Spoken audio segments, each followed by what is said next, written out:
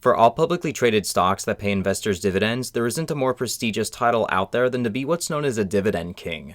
Most dividend investors might be aware of what a dividend aristocrat is, which is a stock that's continued to increase their dividend every year for at least 25 consecutive years.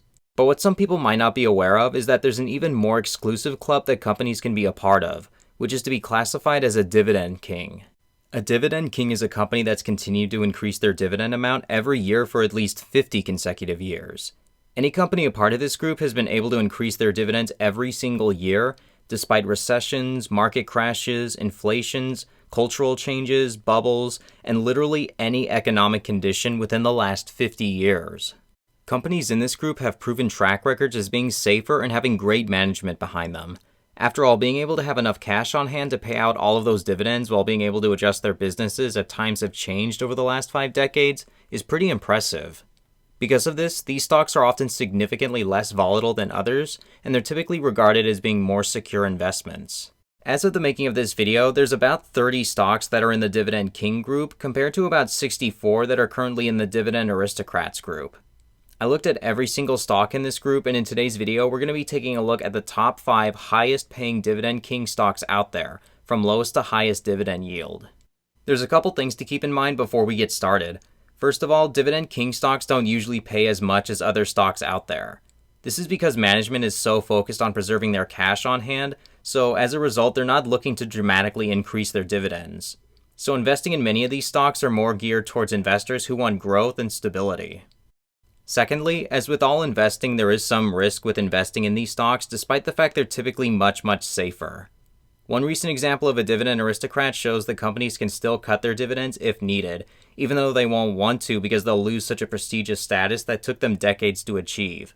So be sure to perform your own due diligence if you are interested in a company here in particular. So with that being said, let's go ahead and get started. At number 5, we have National Fuel Gas Company, ticker symbol NFG. National Fuel Gas Company operates as a diversified energy company through 4 segments: exploration and production, pipeline and storage, gathering, and utility.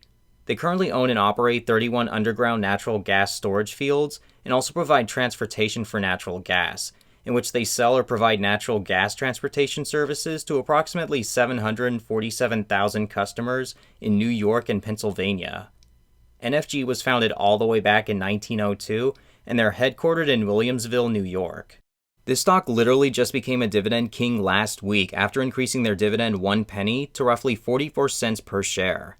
NFG currently offers a dividend yield of 3.48%, and it pays dividends on a quarterly basis.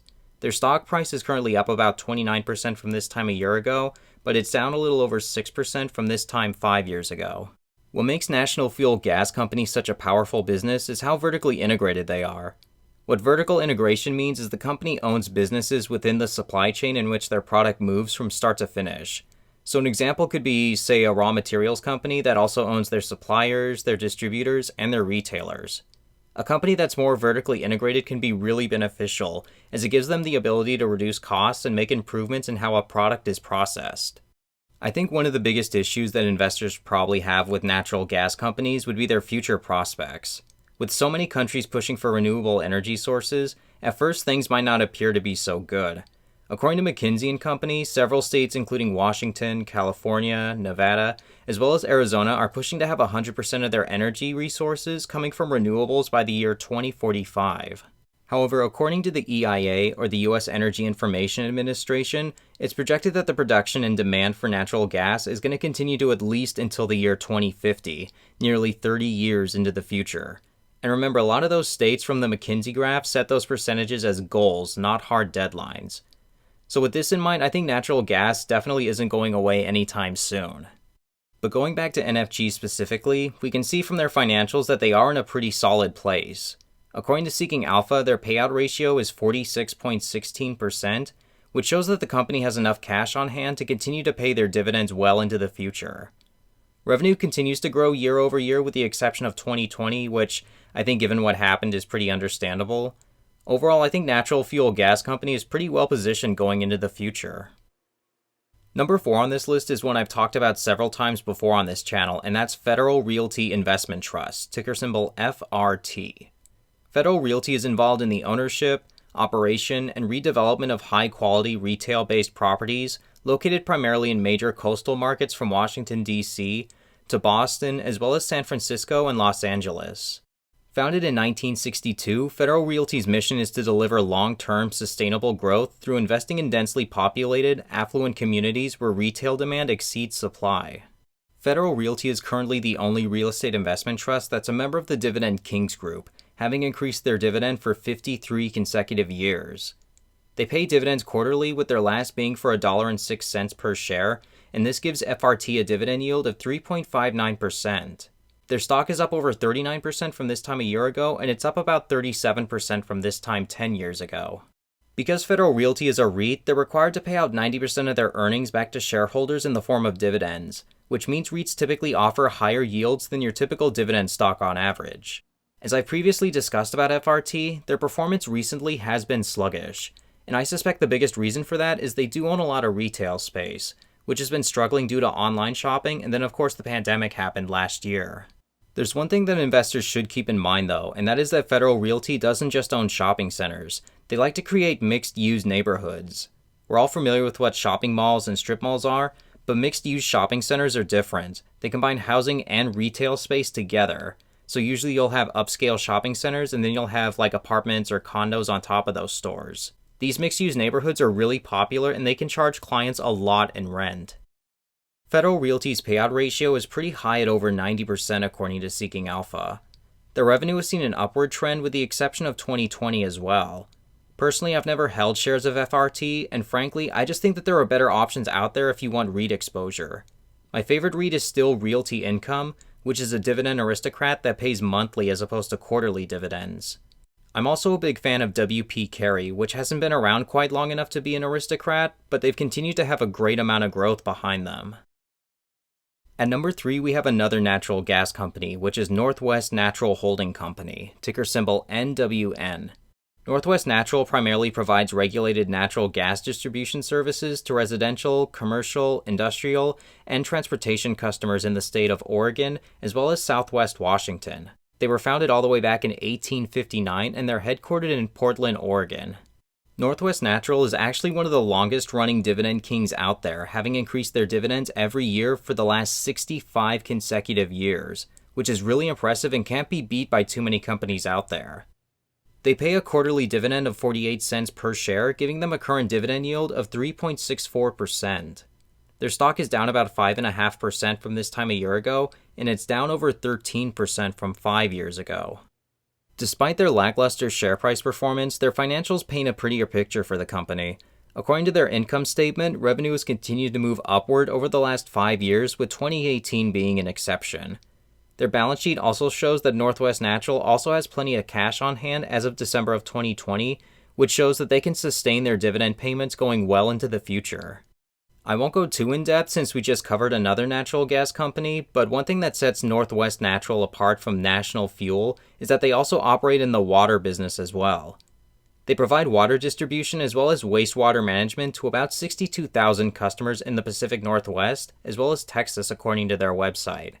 Overall, I think Northwest Natural along with Natural Fuel and Gas Company look like really solid utility choices in terms of sustainable and growing dividends. Coming in at number 2 is Universal Corporation, ticker symbol UVV. Universal Corporation processes and supplies leaf tobacco and plant-based ingredients worldwide. They operate through 2 segments, tobacco operations and ingredients operations. They're involved in financing, processing, packaging, storing, and shipping leaf tobacco for sale to manufacturers of consumer tobacco products.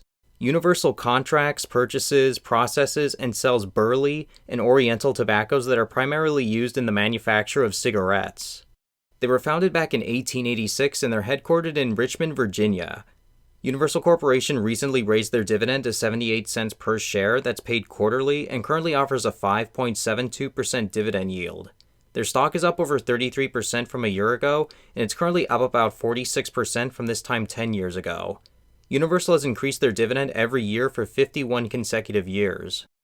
This tobacco company probably isn't as well known as another tobacco company that you probably have in mind, particularly because Universal doesn't sell consumer products. But Universal is a pretty large corporation with a big international footprint.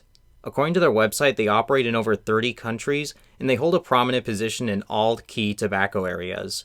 They're responsible for as much as 45% of all tobacco grown in Africa, and they have a big footprint in Asia, Europe, and South America. When looking at this company's performance, I'm seeing a mixture of good and bad here. While they do have an impressive global footprint along with a 5-year dividend growth rate of 7.96%, which is one of the highest out of any company on this list, their payout ratio is pretty high at 88%. In addition, when you check out their income statement, if you check out their revenue over the last 5 years, it's pretty much flatlined. Personally, I'm really not a fan of this stock. You're obviously free to have your own opinion, but I think that there's just better investment options out there despite the high dividend yield that it offers. I think another bad thing for this company is that they're just not as well diversified as a couple other tobacco companies out there. Globally, tobacco usage has been decreasing, which is something that these companies need to adjust to, and I'm not really convinced that Universal is in the best spot for that right now. But again, that's just my opinion. Before I get to number 1 on this list, if this video has benefited you in any sort of way, please consider clicking the thumbs up button below, as well as subscribing if you want to see more aggressive dividend investing videos. It would just let me know that there's people out there who want this kind of content, and I'll continue to provide you all with these kinds of videos. Thank you all so much for your consideration. Finally, at number 1, which probably won't be a big surprise to everyone, we have Altria, ticker symbol MO. Through their subsidiaries, Altria manufactures and sells cigarettes, oral tobacco products, and wine within the United States. It offers cigarettes primarily under the Marlboro brand and cigars under the Black & Mild brand. The company sells its tobacco products primarily to wholesalers, including distributors, and large retail organizations such as chain stores. They'll celebrate their 200th year anniversary next year, and they're based out of Richmond, Virginia. This stock has a really impressive dividend yield at 7.32%, with their last dividend being declared for 86 cents per share. Right now their stock is up 16.5% from this time a year ago, and it's up over 75% from this time 10 years ago. Altria became a dividend king a little over a year ago, and right now they are the highest yielding dividend king out there. Altria has been known for a long time as a tobacco company. They're responsible for a lot of tobacco products sold in America, and they're the parent company of Philip Morris.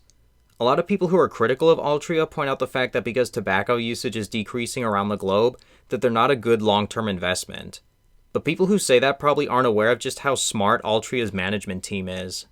They're well aware that tobacco has been on the decline, and as a result, they've branched into other markets. More recently, they've invested in companies like Juul, which make vaping products that have become really popular, and they've also invested in a winery, and they're looking to expand into the growing recreational hash market. You guys know what I'm talking about. I don't know if YouTube is going to penalize this video if I say the M word, because they have done that in the past. But the fact is that Altria has a great management team, and I think they're one of the best examples out there of a company that's been forced to change their strategy, and they've been successful so far. Their financials reflect that as well, as over the last 5 years, they've seen increasing revenue every single year, despite people moving away from their primary product. They also have a lower payout ratio than Universal Corporation, which shows that their dividend should be sustainable going into the future.